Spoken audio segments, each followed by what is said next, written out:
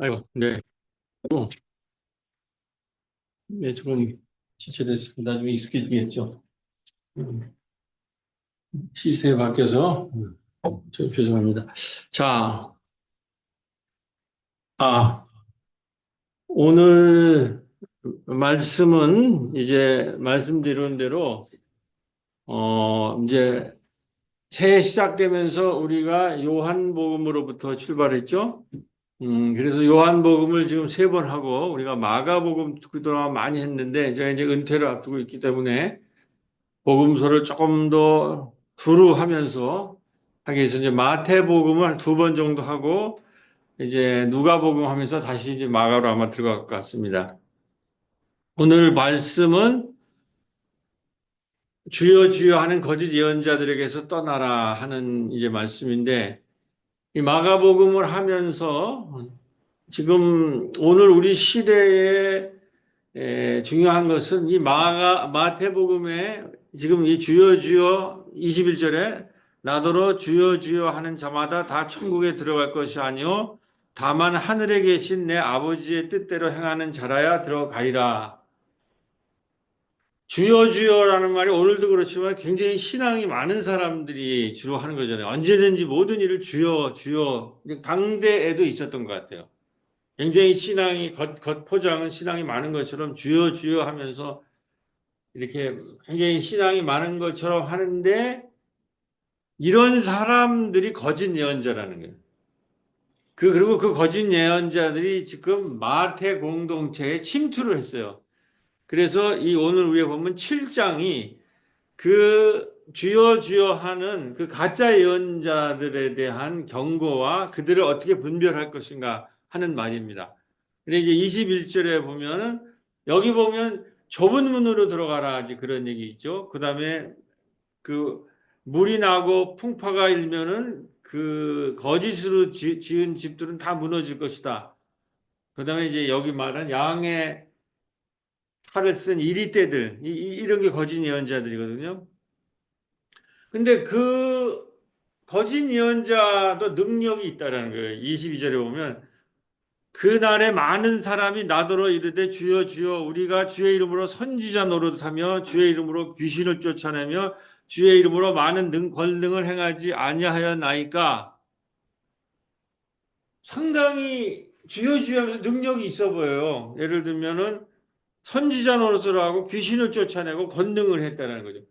그런데 아버지의 뜻대로 행하는 자가야 주여 주여 아버지의 뜻대로 행하지 않고 하늘나라를 얘기하지는 않는 거짓 예언자들이 이 공동체를 어지럽히죠. 양의 탈을 쓴 늑대 이리처럼. 그래서 23절 그때 내가 그들에게 밝히 말하되 내가 너희를 도무지 알지 못하니 불법을 행하는 자들아 내게서 떠나가라 하리라. 하나님의 아버지 뜻대로 하나님 나라를 구하지 않고 말로만 주여 주여 하고 뭐 권능 선지자 노릇하고 귀신을 쫓아내고 권능을 행하는 거 이거 거짓 예언자들이 많다. 이런 사람들을 분별하고 이런 사람들을 공동체에서 쫓아내야 된다. 이러한 거짓 예언자에 대한 이제 경고 말씀이 있는 것인데 이제 우리가 설을 하면서 새해를 출발하면서 우리 사회가 지금 가장 몸살을 앓고 있는 것은 이 사회에 지금 거짓 예언자들이 창궐을 하고 있다는 거예요.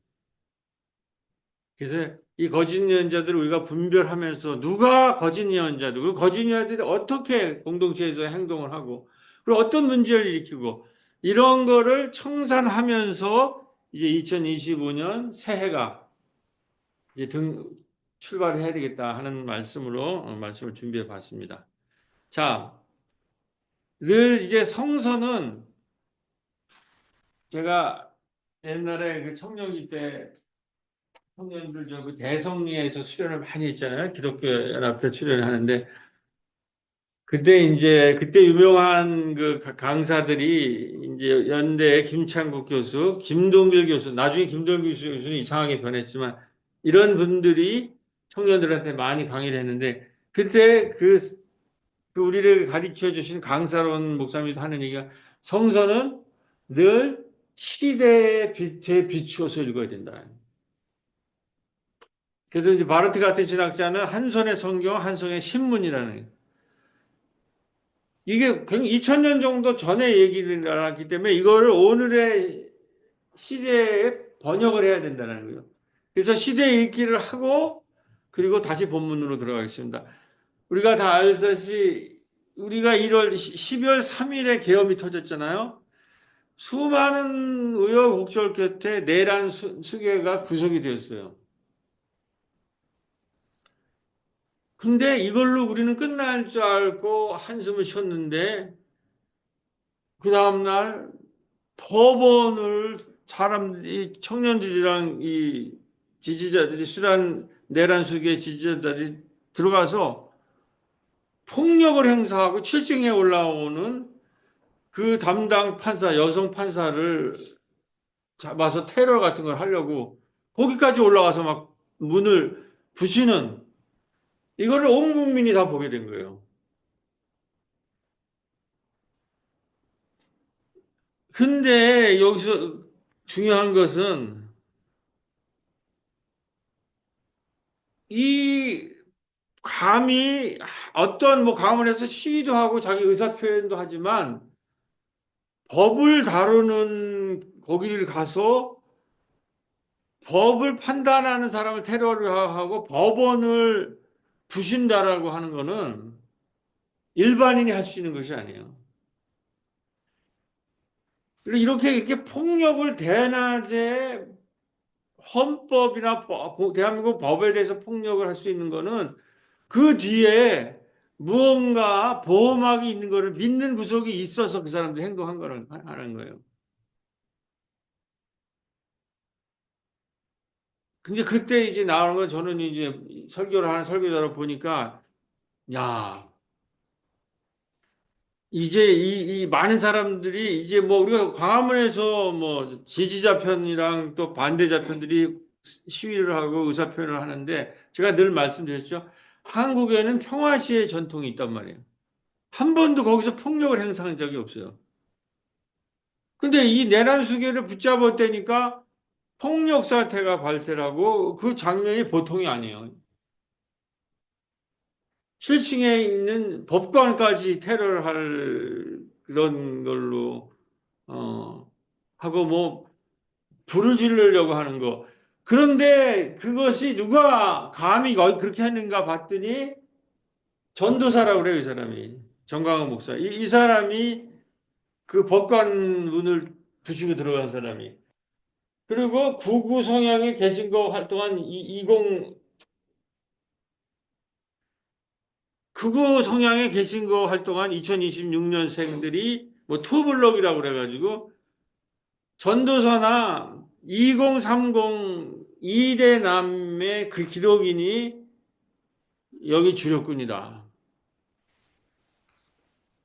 그러면서 우리 한국 역사를 아는 사람들은 이 분위기는 우파가 폭력을 드디어 행사하기 시작했다는 이 분위기는 뭐냐? 조금만 한국사를 공부한 사람들은 1945년 해방공간, 해방공간에 어떤 일이 일어났습니까? 김구 선생이 암살당했고, 연영 선생이 암살당했잖아요. 이게 전부 구구들의 백색 테러예요. 그 다음에 어떻게 갔어요? 여순 반란, 반란이 여순 항쟁에는 학살이 일어났고, 그것이 4.3으로 이어져서 학살로 이어졌어요. 집단 학살. 그 다음에 1950, 1950년, 45년에 해방이 되고 5년 후에 6.25 전쟁이 나는 거예요. 테러가 하고 학살이 이어지고 그것으로 전쟁으로 이어지는 게 한국사라는 거예요. 그때에 야 이게 극우가 드디어 폭력이 시작되는구나. 이게 지금 어디로 갈 거냐 지금 우리가 이런 이제 걱정을 하는데 어떤 교수인데 이분이 이 비판 이론을 연구한 서울 교대 교수라는 거예요. 근데 비판 이론이라고 하는 거는 아마 독일의 그 프랑크푸르트 파이브 비판 이론인 것 같은데 확실하게 모르겠어요. 그러니까 굉장히 훌륭한 지식인이죠. 그런 부모라서 진보적이고 인권 감수성이 높은 남자로 키우기 위해서 모든 문제도 애들과 늘 얘기하고 뮤지컬 공연도 같이 보고 미술관, 박물관 안 데려가는 것이 없는 그렇게 정성껏 교육을 시켰는데 어느 날 아들이 중2쯤 됐을 때 여자는 왜 군대 안 가요? 여자도 똑같이 가야지. 우리 사회는 남자가 너무 차별받는 것 같아. 여가부는 폐지해야 돼요. 엄마가 어느 정도 의식이 있는데 이건 완전히 극우 청년들이 하는 얘기, 그 극우 유명한 그 사이트 이름이 뭐죠? 하여튼 그런 애들이 하는 그러한 거를 자기 아들이 얘기하고 있다는 거예요. 그래서 그 아이랑 많은 얘기를 하고 토론을 한 것 같아. 막 일방적으로 나 잘못했다 이렇게 하는 게 수많은 토론을 거쳐서 그 아이를 그 극우 사상에서 빼냈다는 거죠. 근데 생각보다는 극우 사상은 접착력이 강해서 잘 안 떨어졌다. 그리고 이 교수 얘기는 현재 고등학생인 아이들 주변의 모든 남자애들은 100% 신남성연대. 요번에 테러에 여기 참여하는 2030에 있는 부모님들이 이거를 꼭 신문에 놨어요. 한겨레인가. 한번 읽어보세요. 이런 데에 애들이 빠져가지고 극우 유튜버에 빠질 가능성이 그리고 극우 유튜버를 신봉하고 있다는. 우리들의 여성 친구들은 지금 그 한남 여기 거기 가서 한남동에 가서 철야를 하면서 정말 성모 마리아 같은 이렇게 잘 시대의식을 갖고 자란 이 남성들이 이제 이렇게 변해서 이 파시스트들이죠. 일종의 이게 파시스트들이 되고 이 친구들이 폭력의 하수인이 되다라는 거예요. 지난번에 얘기하겠죠. 한 번 더 말씀드리겠습니다. 이거를 독일에서 교육받은 김누리 교사가 뭐라고 얘기하냐면, 근데 굉장히 곡감이 돼서 그래요. 이 사람, 이분이 누구냐면, 나보다 한 두 살 어린 게 1960년 학번인 것 같아요. 그러니까 윤석열 대통령이랑 같은 대학의 동기래요. 과는 다르지만, 이제 서울대학교 출신인 모양인데. 그리고 이 사람은 어디를 가냐면, 서울대 나와가지고 독일에서 공부를 하는 거예요. 근데 독일에서 공부를 하다 보니까 독일도 1940년대 1, 2차 세계대전을 이 나치즘이 이탈리아에 있는 파시즘을 모방한 나치즘으로 두 번의 전쟁을 일으킨 나라 아니에요. 그래서 완전히 이제 망해가 왔는데 다시 일어나기 위해서 이 극우 파시즘과 나치즘에 대한 철저한 교육을 했다는 거예요. 그래서 민주주의의 핵심적 국가가 되고 이 사람도 극복해서 이제 일어났는데 일본은 그걸 못 해냈죠. 아직도 나치즘 청산을 못 해갖고 그래서 이 사람이 이제 그 모델을 가지고 한국 교회가 다시 돼야 된다라는 거 여러 차례 제가 설교 때 말씀드렸어요. 근데 이분의 핵심은 뭐냐면 자기 동기들이 동창생이 요번에 이걸 보고 약간 진보적인 분들이겠죠. 뭐라고 얘기를 하냐면 야 우리들은 계엄에서 시작해서 우리의 청춘은 지금까지 계엄으로 끝나는구나. 은퇴를 앞에 두고 있는데 이런 얘기를 한다는 거예요. 그러면서 무슨 얘기를 하냐면 우리 시대에 한국에서 교육받은 사람들은 한국 교육을 잘 받아서 전교 1등하고 교육을 잘 받아서 좋은 뭐 내 취업을 하고 좋은 삶을 누리는 사람일수록 한국 교육을 성공적으로 받은 사람일수록 잘 받은 사람일수록 파시스트가 돼 있다는 거예요. 그냥 한국의 그 시대는 식민지주 청산이 안 되고 파시스트로는 그런 파시스트 핵심이 뭐냐면은 나치즘이 경쟁주의, 우열주의, 강한 놈이 약한 놈을 지배하는 지배주의 이 3대 원리를 가리킨다는 거예요. 그러니까 우리 시대에 교육을 받은 사람들은 경쟁주의에, 무열주의에 약한 놈을 강한 사람이 지배해도 되는 지배주의에 완전히 쩔어 있어요. 저를 봐도 알아요. 제가 기독교에서 이런 쪽의 활동을 하기 전에는 저도 뭐 똑같은 이런 사람이었죠. 그래서 아직 좀 적어지만 지금 요번에 내란 동조자들이 다 그거 아니에요. 육사 1등 서울대 수석 졸업자 전부 한국 교육에서의 최고 엘리트인데 그 사람들이 이렇게 비겁하고 이렇게 잘못된 내란에 다 동조자들이 돼 있다는 거예요. 전교 1등에 가까울수록 파시스트로 키워졌을 가능성이 높다. 이제 이렇게 얘기를 하는 거예요. 자, 그래서 제가 이제 공부를 해봤죠. 2030에 대해 지금 심리의식이 어떻게 되어 있는가. 2030들의 심리가. 왜 2030이 극우가 됐는가. 한겨레 나온 얘기. 2030의 젊은이 학교나 군대나 연애에서 누적된 박탈감을 분노로 나타내고 있다는 점이라는 거죠. 이 2030. 왜 그러냐면 페미니즘 이런 게 들어가면서 여자 애들이 경쟁자로 등장한 거야, 여성들이.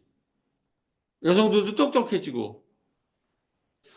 그리고 나서는 이제 저출산이 되고 저성장이 되니까는 학교도 어렵고 군대도 어렵고 군대 간데 왜 우리만 가요? 페미니즘에서 자꾸 남성에 대해서 공격을 하니까 그러면 우리 여자도 똑같이 돼야 되지 않느냐 뭐 이렇게 해가지고 여성에 대한 혐오감이 생기고 연애 결혼에서도 상당히 지금 5% 3% 가정을 이루기도 힘든 이렇게 굉장히 지금 박탈감이 있어서 상당히 젊은 남성에게는 굉장히 자기 삶이 어려워지는데 여기 핵심적인 거예요.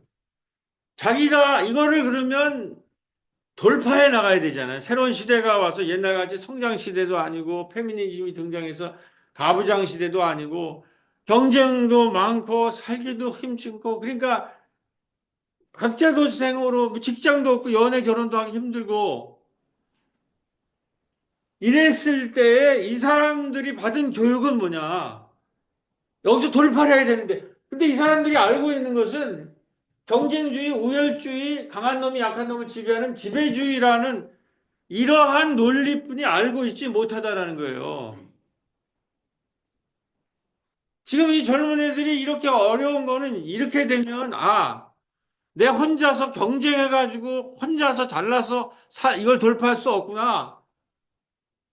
협력해야 되고 연대해야 되고 공동체를 찾아야 되는지 이런 식의 철학을 갖고 삶의 방향을 틀어야 되는데 그런 거를 전혀 알고 있지 못하고 그런 것을 전혀 공급했는지도 못하고 파시즘들이 했던 이것만 알고 있으니까 경쟁, 우열, 지배주의. 그러니까 이게 돌파가 되지 않으면 제가 요즘 제가 한번 만들어 본 거예요. 제가 요즘 경험하는 거는. 이 극우라는 거는 뭐냐. 이렇게 되면서 이 애들이 해결이 안 되니까는 폭력화되는 거예요. 거칠어요, 말이. 지금 우리 사회 가장 큰 문제는 이게 이 2030이나 절망한 사람들이 문제를 해결할 알고 있는 언어가 여기 있잖아.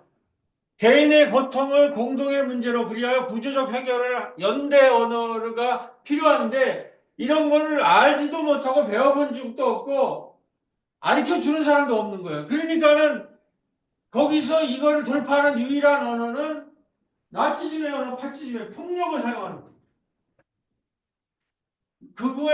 그래서 제가 이 폭력이라는 게, 왜 저도 경험을 해요. 이러한 것이 아니라 미시적으로 2030법 아니라 오늘 많은 사람들이 대화를 하다 보면 대화가 폭력적이에요. 여러분, 우리가 언제 폭력적이 됩니까? 왜 폭력이에요? 약한 사람이 돌파구를 못 찾고 자기 정체성을 못 찾으면 아예 다 그만둬. 다 필요 없어. 그래서 제가 많이 느끼는 건데, 며칠 전에 제가 이 주제를 가지고 강남에 가서 설교를 했어요. 우리 이제 아는 사람 소모임에서, 그쪽에서 모임이 있어서. 그래서 제가 이 얘기를 했어요. 잔잔하게 지금 이 시대가 이렇게 되고, 그리고 좀 입원 찍은 사람들은 조금 변화가 있어야 된다 그러는데, 아, 그만하시라고. 저항이 나오더라고. 그래서 뭐, 제가 하여튼, 그래서 여러분이 듣기 싫더라도 하나님의 말씀이라는 거는 여러분이 듣고 싶든 듣고 싶지 않든 전해야 되는 거다. 마치겠다고 그러고, 조금 죄송하다 그러면서 말을 마쳤는데, 합리적 대화가 안 돼요. 그러니까 주고받고, 너도 얘기하고, 나도 얘기하고, 그래서 여기 맞아요. 문제를 찾아가야 되잖아요. 문제가 지금 이렇게 학교, 군대, 연애에서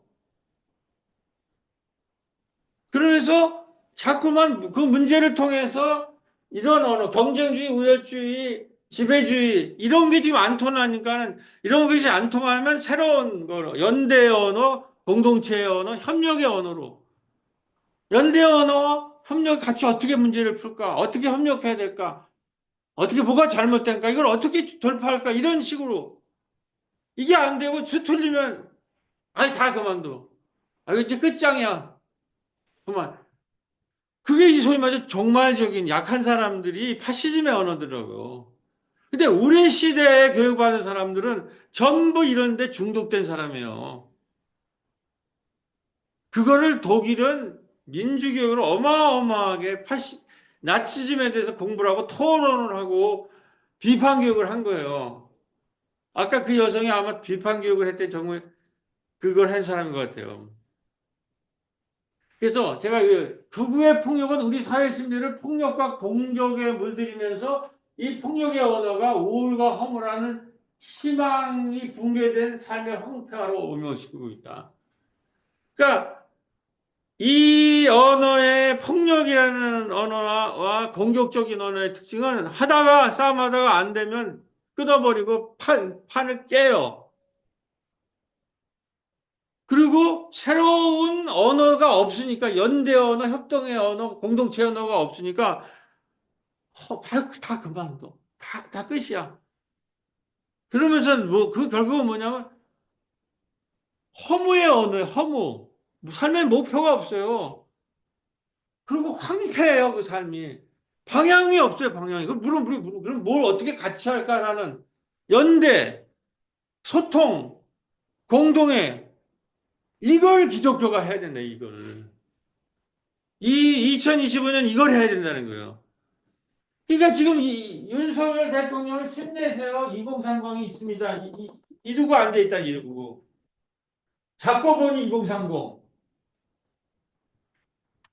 이게 심각한 문제. 2030으로 대표지만 지금 우리 사회에 그러면서 이따가 나오겠지만 사회가 양극화되면서 완전히 하층의 노인들, 하층의 젊은이들이 양극 분해화된 거예요. 이 사람들이 하층의 젊은이들이 어디 갔냐? 이게 신천지로 갔다는 거예요. 하층의 노인네가 어디 갔냐? 이 언어가 없으니까. 그게 지금 태극기로 되고, 이게 지금 극으로 뭉쳐가지고, 거기에, 근데 극으로 뭉쳐서 이게 지금 극우 테러가 시작이 됐다는 거예요. 근데 제일 문제는 학자들이 보기에 뭐냐면, 이거 최고 전문가가 우리도 왔다 갔죠. 김진호. 지난주에 우리 전도사님, 엄전도사님 잠깐 얘기했는데, 김진호 선생이라고 우파 웰빙주의와 대형교회라는 책이 그 유명한 책이에요. 그래서 모든 정광훈 얘기 나오면 이 사람이 인터뷰를 해요. 근데 이제 간단하게 얘기하면은, 사실은 2016년에 박근혜 탄핵에 의해서 보수는 치명타를 받았어요. 그래가지고 어떻게 우리가 극우를 하면은 노인 알바나 강신도 집단, 수구 꼴통 같은 이런 식으로 사회에 각인됐는데 이 사람들이 요번 언제 부활했느냐? 그게 한기총으로 모였다. 그게 기독교. 그러니까 지금 한국 개혁교회나 기독교가 극우의 얼굴이 됐어요. 요번에 봐요. 요번에 폭력 행사하는 게 다 전도사, 어디 교회 청년들 아니에요. 하층으로 된 데 사람이 갈 데가 없으니까. 그래서 이렇게 박근혜 2016년 10주년 찌그러들었는데, 이때에 개신교 루라이트와 개신교 극우가 정강이나 이런 그룹이 등장해서 이거를 광화문 광장에서 부활시켜낸 거라는 거예요. 그래서 사회학자 김현주는 2010년대부터 개신교 우익 청년단체가 기성 우익단체를 재생산하는 역할을 강조했다. 보수 개신교와 그 하부 네트워크들이 청년을 대상으로 펼친 각종 미시 동원 조직과 대중교육은 온오프라임을 넘어서 극우 프레임과 지식을 생산하고 혐오의 정치를 대중적으로 확산하는 결정적인 기반이 되었다. 폭동 전면에 교회 전도사들, 배우의 정광훈 서부지법 주소 띄워 당일 행정조치 본격 수사. 근데 요번에 법원을 건드리니까 법을 다룬 사람이 엄청, 거기는 못 건드렸거든. 이게 실수를 한 거지, 이분들이.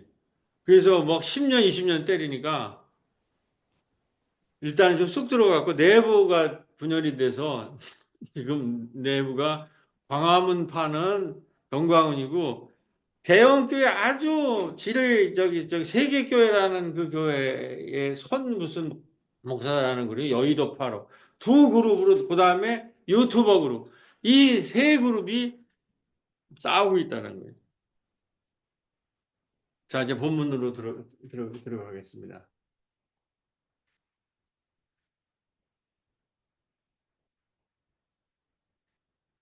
아까 말했듯이 마태복음에 주여 주여 하는 거짓 예언자들이 공동체에 침투했다라는 것은 어? 주여 주여 우리가 주의 이름으로 선지자 노릇하며 주의 이름으로 귀신을 쫓아내며 주의 이름으로 권능을 행치 아니하였습니까?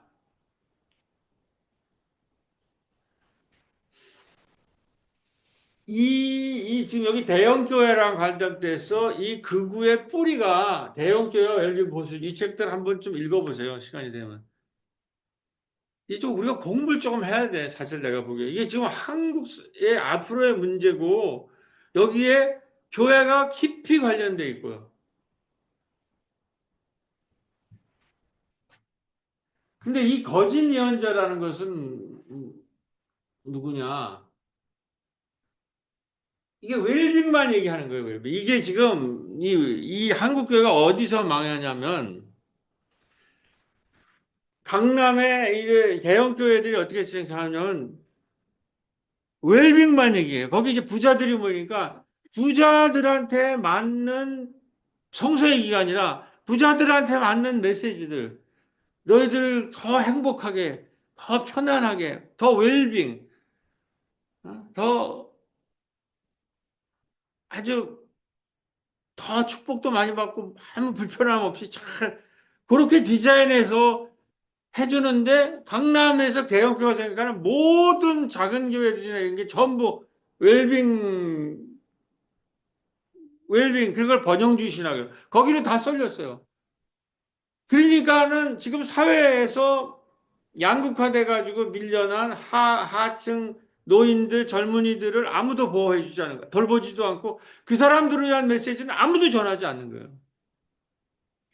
이거 마틴 로이드라고 하는 이제 유명한 신학자가 쓴 건데, 그러니까 이 웰빙 복음에는 이 거짓 예언자들의 복음에는 좁은 문과 좁은 길이 없다는 거예요. 고난에 대한 얘기가 없어. 안 해요. 그런 얘기 안 해줘. 그런 얘기하면 싫지. 아까 제가 시대 얘기하니까 아니 나한테 듣기 좋은 얘기, 어? 하나님 말씀 전하지 말고 나한테 듣기 좋은 얘기 하는데 왜 부담스럽다. 설교를 멈추라고 얘기를 하더라니까. 강남 사람들은 무섭더라고. 내가 아는 사람들이라서. 그러니까 지금 하나님의 말씀이 우리 공동체 생활할 때 내가 개인적으로 듣기 싫다. 나 개인적으로 하기 싫다 그러면 안 해도 되는 거예요. 그러는 게 신앙이에요. 그게 돌파가 안 되지, 위기가 오면. 그리고 거짓 연자는 양의 가죽을 입고 옵니다. 보기에 너무나 매력적이요, 너무 부침성도 있고 너무 마음에 듭니다. 그는 너무나 멋있고 기분 좋게 위로가 되는 메시지를 전합니다. 그는 모든 사람을 기쁘게 하며 모든 사람이 그를 좋게 말합니다. 웰빙을 추구하는 그들은 결코 설교 때문에 박해를 받는 일이 없으며 헛되게 비판을 받는 일도 결코 없습니다. 부자나 잘못된 것에 대해서 비판할 수가 없어요. 아마 우리 교회 같은 설교하면 그 다음날 다 쫓겨날 거예요. 나 같은 사람은.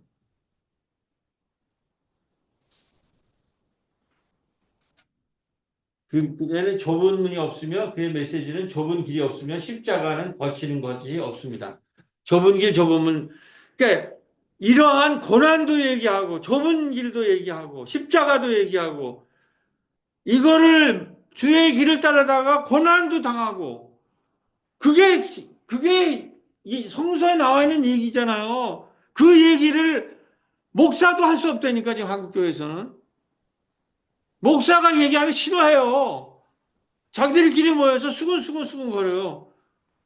아, 왜 이런 거 이렇게 매력적이고 기분 좋고 위로가 되고 이런 거 얘기 안 하고 왜 시대 얘기하고 어려운 사람 얘기하고 아픈 사람 얘기하고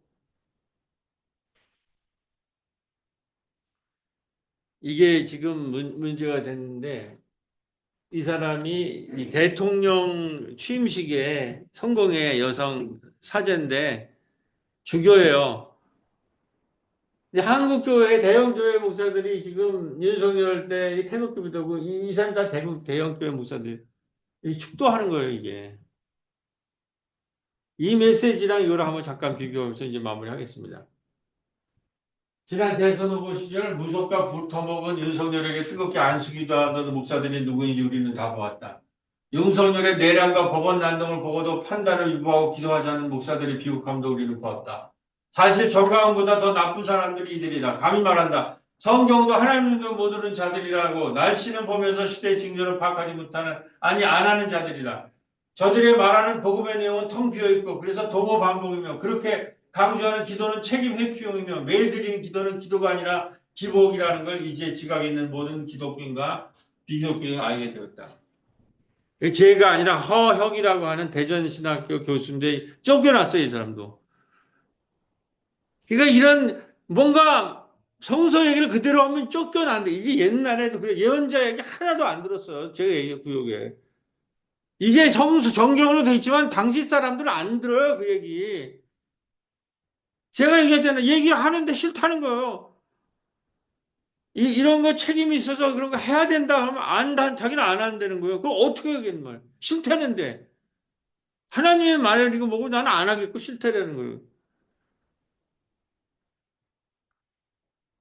자, 트럼프를 분별하게 만든 한 사람, 이게 짤이 또 마침 나서 짧게 1분짜리라서 막. 트럼프를 불편하게 만들었습니다. 트럼프는 멜라니아와 함께 국가기도회에 신청했습니다. 이날 설교를 맡은 미국 성공회 주요 트럼프 대통령을 향해 마지막으로 한 가지 부탁을 드립니다. 호소했습니다. Gay, lesbian, and transgender children in, but the vast majority of immigrants are not criminals. 불법인재 배경을 추구하고 성소수자 인권을 존중하는 다양성 정책을 폐기하겠다는 트럼프의 정책 구상을 제고해달라는 요청이었습니다. 트럼프는 백악관으로 돌아가는 길에 만난 기자들.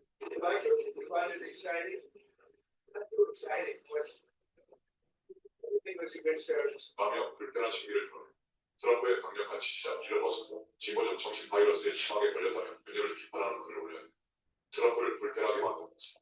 트럼프는 멜라니아와 함께 국가기도회에 신청했습니다. 이날 설교를 맡은 미국 성공회 주요 트럼프 대통령을 향해 마지막으로 한 가지 부탁을 드리겠다 호소했습니다. Gay, lesbian, and transgender children in, but the vast majority of immigrants are not. 예, 여기 지금 전문이 안 나왔는데, 이 시간은. 네, 이 전문은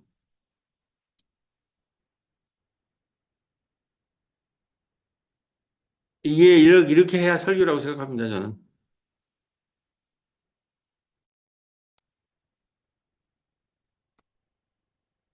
네.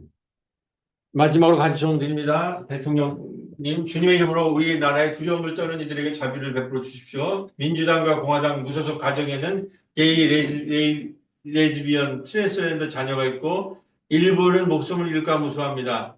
작물을 재배하고 사무실을 청소하고 양계장과 정육점에서 일하고 식당에서 설거지를 하고 병원에서 야간 근무를 하는 사람들, 이들은 미국 시민이 아니거나 적절한 서류가 없을 수 있지만 대다수 이민자는 범죄자가 아닙니다. 세금을 내는 좋은 이웃입니다. 대통령님, 부모를 잃을까 두려워하는 자녀를 둔 우리 사회들에게 자비를 베풀어 주시길 부탁드립니다. 네.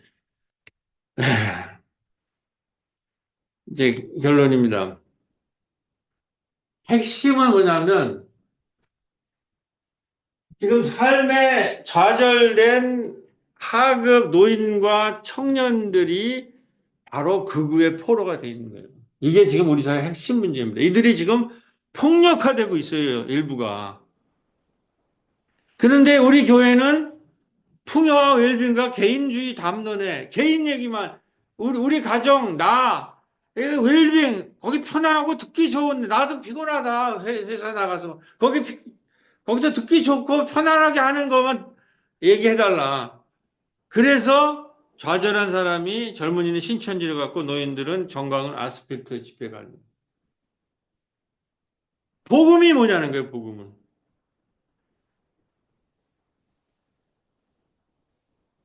결론은 여기에서 우리가 2025년에 뭘 해야 되느냐. 지금 거짓 예언자는 구속되었고 탄핵을 앞둔 시점에서 아까 말했듯이 대형 교회는 이 시대에 아픈 자, 작은 자, 눌린 자, 이 마태복음이 작은 자들의 신앙이라고 그랬잖아요. 작은 자들, 지금 하층화된 젊은이 노인들에 대해서 대형 교회는 얘기할 수가 없어요. 관심도 없고 훈련도 안 돼 있고 웰빙으로 그냥 계속 지금도 많이 가졌는데 더 달라고 그러고 그거 위로해 주는 설교만 듣는 사람 아니에요. 거기서 무슨 기대를 할 거냐는 거예요. 저런 성공의 주교가 그 대통령 앞에서 하는 메시지를 보세요.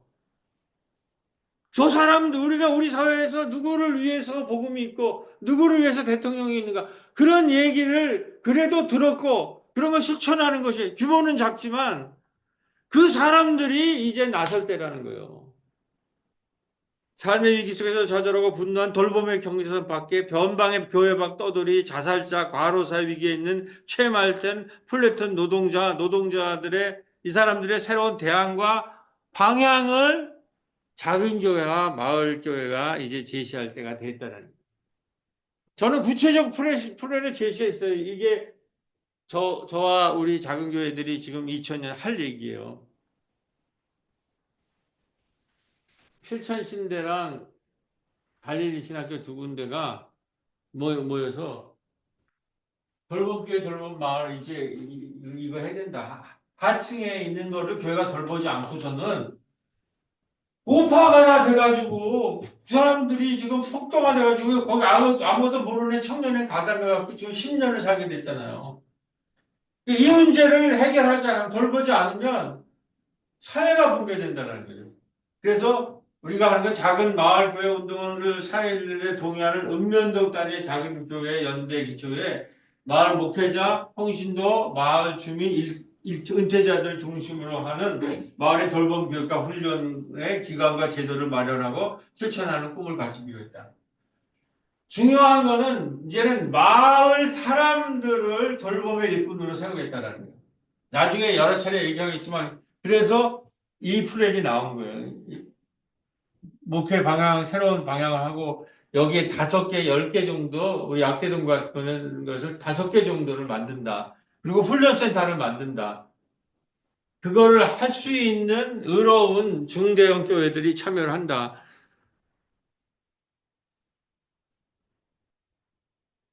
그래서 얘기했죠. 지난 우리 저기에서 한 게 뭐요? 요한복음에서 결국은 요한복음에서 예수를 따르던 사람들 실질적으로 따르는 사람들 이거예요. 나다니엘 마을의 평민 지식인들이 예수 운동에 저게 됐잖아요. 나다니엘 그다음에 물동이를 들고 나왔다가 예수를 만나고 다시는 목마르지 않은 물을 만나고 그 생명수를 만나가지고 물동이를 놓고 마을로 뛰어든 사마리아 여인. 이러한 마을 단위의 마을을 돌보는 평민 지식인들을 이제 교회가 우리 교회는 지금 그게 되고 있어요. 다음 주에 내가 그 얘기를 구체적인 사례 가지고 말씀드릴게요. 어떤 움직임이 있는가. 그래서 그거에 그런데 동의한 니고데모 그 세 명에 대해서 얘기했잖아요. 요한복음의 1장부터 7장까지의 니고데모 저기 뭐야 나다나엘 사마리아 여인 이러한 마을 지식인들을 이제 키워지지 않으면 마을을 돌보고 이 하향분해 되는 청년들과 노인들을 우리 구급화가 되고 그들의 삶이 붕괴되는 걸 우리가 막아낼 길이 없다는 거예요. 자, 우리가 그걸 기억하면서 다시 기도로 마무리하겠습니다. 주님, 앞으로 작은 마을 교회들은 계속되는 삶의 위기 속에서 좌절하고 분노한 대중을 위해 우리 작은 마을 교회들이 무엇을 할 것인가를 기도하기를 원합니다. 그동안 작은 마을 교회들은 코로나 감염으로 인한 고통을 극복했으나 코로나가 가져온 위기와 좌절 가운데 일어나는 가정폭력이나 기분장애 질환자, 자살자, 폐말단 노동자의 사고나 등 교회 밖 가족들에게 새로운 대안과 방향이 되기 필요할 것을 고백합니다. 앞으로 우리 마을 교회들은 교회 내적으로는 예배를 위한 예배가 아니라 이웃과 공론을 만드는 그 공론이 예배가 되는 마당 예배 공동체가 되길 기도합니다.